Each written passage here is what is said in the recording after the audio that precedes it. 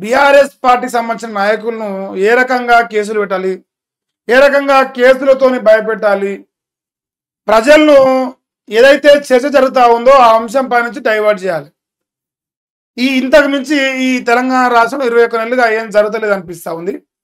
ఇన్ని రోజుల దాకా కాళేశ్వరం కేసు మీద హరీష్ రావు గారిని, కేసీఆర్ గారిని, అదే రకంగా కేటీఆర్ను బీఆర్ఎస్ పార్టీని బదనాం చేసే ప్రోగ్రాం జరిగింది. సో దానికి తెర దించేసిర్రు, మళ్ళీ కొత్త పంచాయతీకి తెర లేపిర్రు.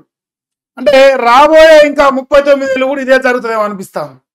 విచారణ విచారణ విచారణ, అది ముందర పడేది లేదు, ఎవరిని అరెస్టు చేసేది లేదు, ప్రజలకు ఇచ్చిన గ్యారెంటీలు అమలు చేసేవి లేదు. సో ఎప్పుడైతే మనం గ్యారెంటీలు అడుగుతామో ఎమ్మటే తెరపైకి అన్ని అంశాలు మీదకి వస్తా ఉన్నాయి. నిన్న ఉపరాష్ట్రపతి గారి ఎన్నిక జరిగింది, అక్కడ కాంగ్రెస్ పార్టీ ఓటమి పాలైంది.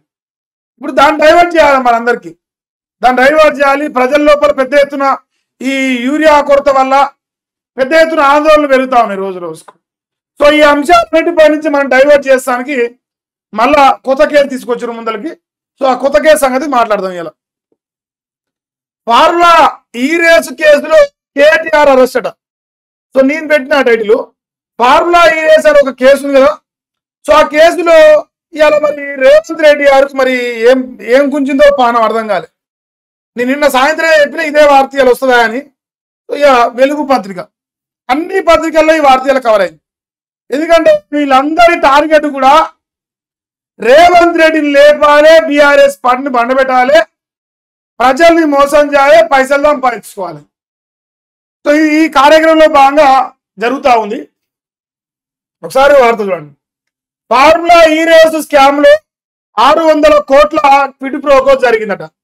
న్యాయ విచారణకు అనుమతి కోరుతూ సిఎస్ స్పీకర్ కు లేఖ రాయబోతారట. గత సర్కారు హయాంలో ఫార్ములా ఈ రేసు పేరుతో హెచ్ఎండిఏ బోర్డు నిధులు గోల్మాలైనట. కేటీఆర్ ప్రధాన నిధుడిగా పోయిన డిసెంబర్ 19న ఏసీబీ ఎఫ్ఐఆర్ నమోదు చేసింది. మొత్తం 10 మందిపై అభియోగాలు ఉన్నాయి.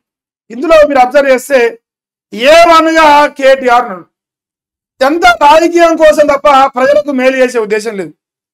వీళ్ళ ప్రభుత్వం వస్తే వాళ్ళ అవినీతి పైన, వాళ్ళ ప్రభుత్వం వస్తే వీళ్ళ అవినీతి పైన, కానీ ప్రజల పైన మాత్రం ఉనికి అవగాహన లేదు. ప్రజల కోసం ఇచ్చిన గ్యారెంటీలు ఏంది, ప్రజలకు మనం చేస్తా అని చెప్పిన వాగ్దానాలు ఏంది, దాన్ని ఏ రకంగా అమలు చేయాలి, ఏ రకంగా మంచి పేరు తెచ్చుకోవాలి, ఈ అంశాలపైన వీళ్ళకి ఏమాత్రం కూడా చిత్తశుద్ధి లేదు. పూర్తి స్థాయిలో ప్రజల్ని డైవర్ట్ చేయాలంతే. ఇవాళ తెలంగాణ రాష్ట్రంలో ప్రధానంగా కాంగ్రెస్ పార్టీ వచ్చి 21 నెలలు అవుతా ఉంటే రైతు బంధు లేక, రుణమాఫీ లేక, కరెంటు లేక, నీళ్లు లేక, ఇలా ఆఖరికి యూరియా బస్తాలు కూడా లేక, నిరుద్యోగులు ఉద్యోగాలు రాక, సబ్బండ వర్గాలు సమాజంలో ఉన్న ప్రతి ఒక్కరు ఇవాళ కాంగ్రెస్ పార్టీ ప్రభుత్వానికి ఓటేసి బాధపడతా ఉంటే దాన్ని అంతటినీ డైవర్ట్ చేయడానికి ఏదో ఒక కార్యక్రమం పోనీ ఇట్లాంటి కేసులు పెట్టేవాళ్ళు దీంట్లో పురోగతి ఉందా అంటే అది కూడా లేదు. ఇప్పుడు ఆయన ఏమంటాడు, ఇది 16,000 కోట్ల ప్రాజెక్టు మూసి ప్రక్షాళన 1,00,000 కోట్లు మిగుతుందని కేటీఆర్ చెప్తాడు. ఇక్కడ వస్తే మల్లన్న సాగర్కి నీళ్ళు తెస్తున్నారని వీళ్ళు అంటూ ఉంటారు. వాళ్ళేమో ఇంకో పంచాయతీ చెప్తారు. సో వీళ్ళ అవినీతి పైన వాళ్ళు, వాళ్ళ అవినీతి పైన వీళ్ళు అనుకొని ఫైనల్ గా ప్రజలకు చేయాల్సిన పనులను పక్కన పెట్టేసి నువ్వా నేను తనుకునే ప్రోగ్రాం జరుగుతా ఉంది. సో ప్రజలు గెలిపించింది ఈ తనుకునే ప్రోగ్రాంలకేనా అని నాకు అనిపిస్తా ఉంది ఈరోజు. ఇక మాజీ మంత్రి కేటీఆర్, ఐఏఎస్ అరవింద్ కుమార్ శిక్షార్హులంట. సర్కారుకు 78 పేజీలు 1000కి పైగా డాక్యుమెంట్లతో ఏసీబీ తుది నివేదిక ఇచ్చింది. అది ఇప్పుడు మనం మాట్లాడితే మొన్న కాళేశ్వరం మీద ఇచ్చిన కాళేశ్వరం పైన వాళ్ళు ఏమన్నారు, మాట్లాడడం దీనిపైన అన్నారు. అనడం లేదా అసెంబ్లీ సాక్షిగా నిజాలు బయట పెడతాం.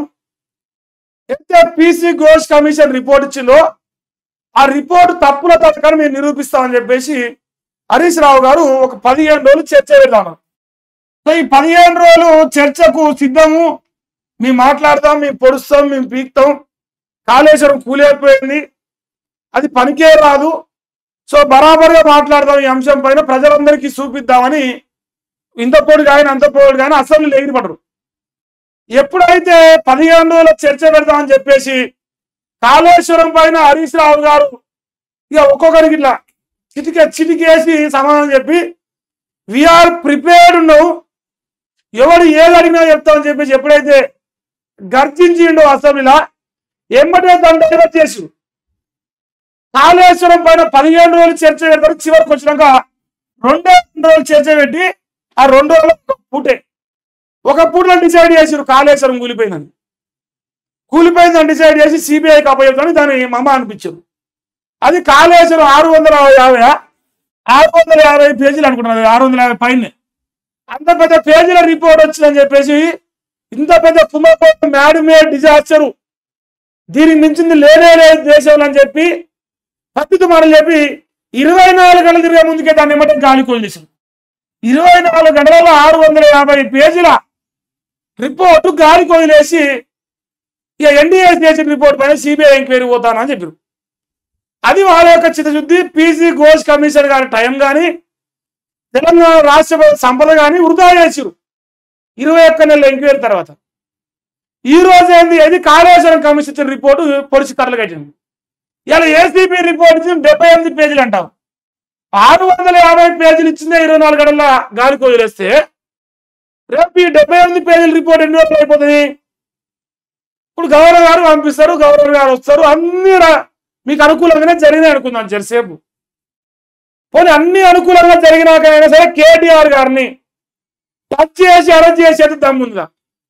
ఇది ప్రధానంగా మనం ఆలోచించాలి. ఎందుకంటే ప్రజల లోపల పెద్ద ఎత్తున వ్యతిరేకత వస్తాం. ఏడ చూసినా ప్రజలందరూ గగ్గోలు పెడతారు. రైతులు కానీ, ప్రజలు కానీ, నిరుద్యోగులు కానీ, ఉద్యోగులు కానీ ఏడివైనా ఎగిరితే అంటారు స్థానిక ఎన్నికలకు వస్తే.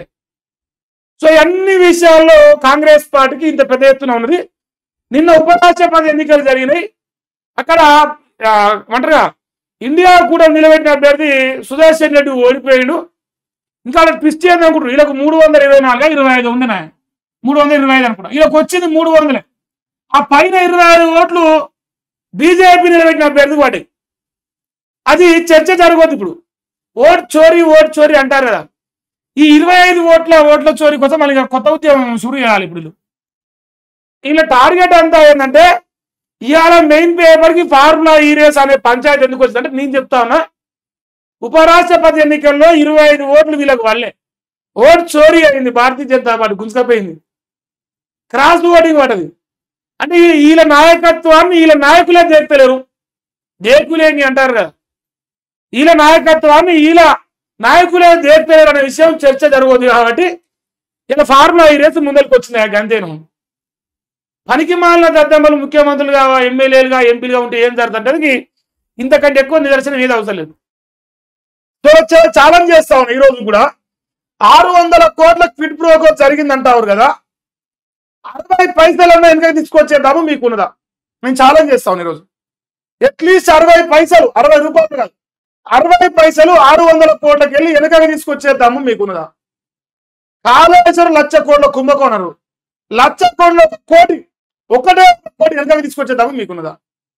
ఇది ఏమైనా వీక కలిగితే ఇక తర్వాత మిగతా జోలి మాట్లాడదాం. ఏం లేదు, రాజకీయ ప్రేరేపిత కక్షలుగా కనిపిస్తాను. కాలయాపన వేయాలి, కథ నడిపియాలి, ప్రజల్ని చూతగాలని చేయాలి, అంతే. ఇది వీళ్ళ ఒక టార్గెట్. మరి ఇందులో పంచాయతీ ఇప్పుడు కొత్త పంచాయతీ రావన్న ఏమంటానంటే ఒకసారి చూడరా, ఒకసారి చూపిస్తా. ఏది